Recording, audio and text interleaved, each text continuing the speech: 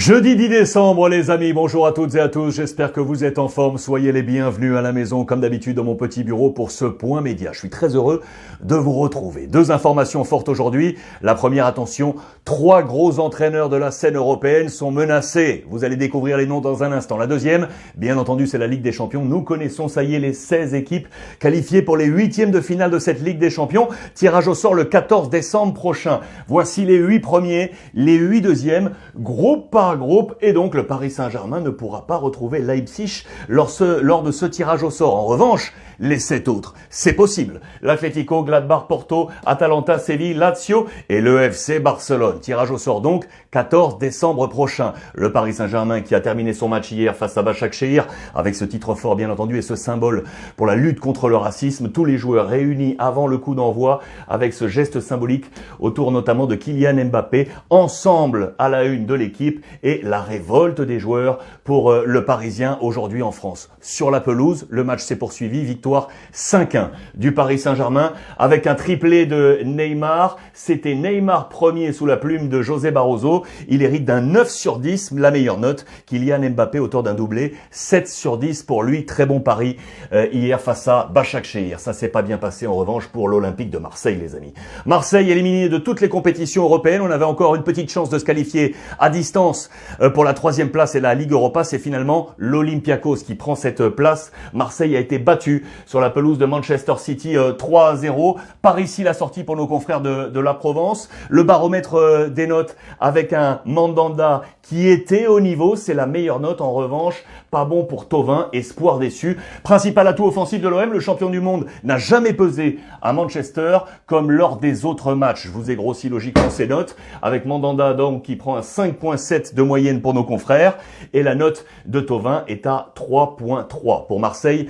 L'Europe, c'est terminé. Premier des 3 entraîneurs menacés. C'est Conte. Antonio Conte, l'entraîneur de l'Inter. L'Inter avec cet Euroflop dans le groupe du Real Madrid. Tout se jouait à distance. Real Madrid face au Borussia Mönchengladbach. L'Inter accueillait le Shakhtar. L'Inter devait s'imposer pour tenter de réussir un coup encore sur la scène européenne.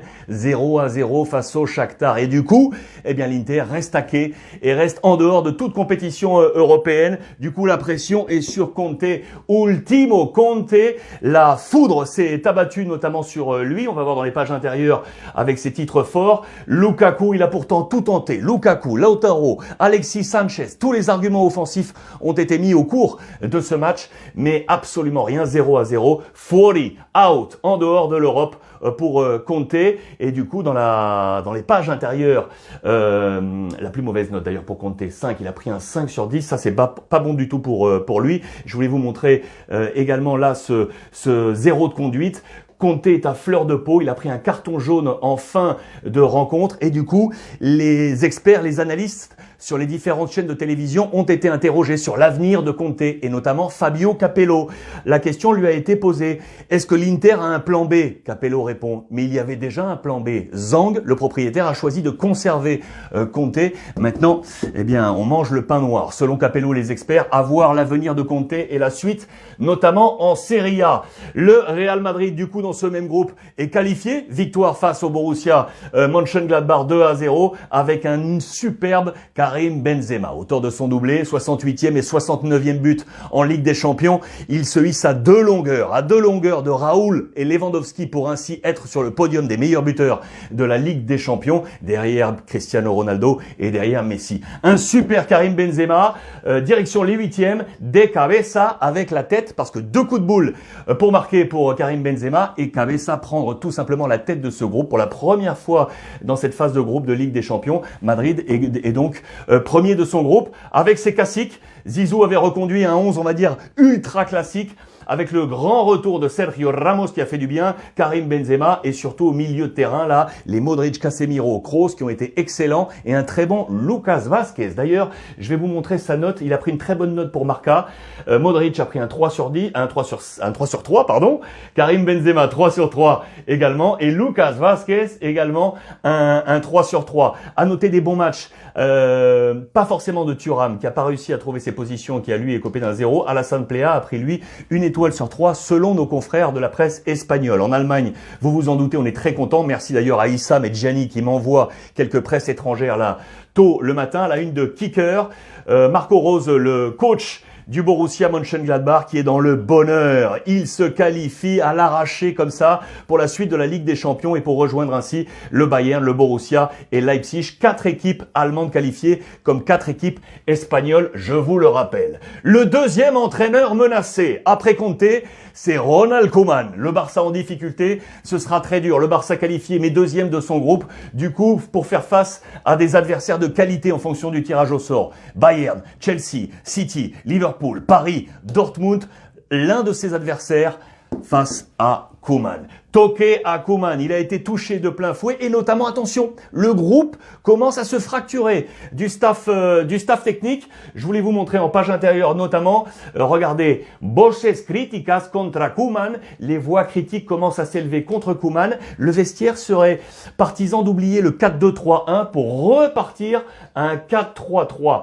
Koeman pris à son propre jeu. Voilà la une dans la presse du quotidien catalan Sport. On défile. Ça, c'était le deuxième entraîneur menacé. Le troisième, les amis. Le troisième, c'est lui. C'est Ole Gunnar Solskjaer. Il est à la une de la presse anglaise. Le Star et Mirror. Avec à peu près les mêmes titres. On est ici. Un homme est sorti en sa défense. C'est Peter Schmeichel, l'ancien gardien historique de Manchester, qui lui dit très sincèrement, il faut le garder. Offrons-lui du temps pour qu'il réussisse quelque chose avec Manchester. Sauf que, vraisemblablement, d'autres confrères ne veulent pas attendre. Et regardez dans les colonnes, notamment du Times, les critiques affluent avec tout d'abord, ici, un pourcentage de victoires établi depuis le départ d'Alex Ferguson. Depuis que Ferguson est parti, Manchester est à 47,5 de victoires. Moins de 50% pour les victoires de Manchester sur la scène européenne. Manchester est le 13e club quant à ce ratio de victoires depuis le départ d'Alex Ferguson. Du coup, eh bien, regardez, Solskjaer est menacé et on fixe 4 profils pour éventuellement prendre sa succession. Nagelsmann, Pochettino, Allegri et Thomas Tuchel, qui est dit ici, selon nos confrères, attention, du Times ce matin. Ça, c'est à suivre. Conte, Koeman, Solskjaer, donc très menacé sur la scène européenne. Les amis, je voulais qu'on termine cette revue de presse aujourd'hui en saluant la mémoire d'un grand bonhomme. Un grand bonhomme du football mondial, l'international italien Paolo Rossi, qui s'est éteint à l'âge de 64 ans. Il est ici sous le maillot de la Juventus de Turin. Il avait remporté la Coupe du Monde 1982 avec l'Italie. Il en était le meilleur buteur, le MVP de cette compétition et quelques semaines plus tard, il sera Ballon d'Or 1982 devant Alain Giresse. Monsieur Paolo Rossi s'est éteint. On salue bien entendu sa mémoire avec une pensée sincère pour l'ensemble des siens et de sa famille. Voilà que mon leitmotiv prend un peu plus encore de résonance. Profitez des vôtres, les amis. Profitez des vôtres. Merci de votre fidélité et on se retrouve. Mardi 8 décembre, les amis. Bonjour à toutes et à tous. Très heureux de vous retrouver une nouvelle fois.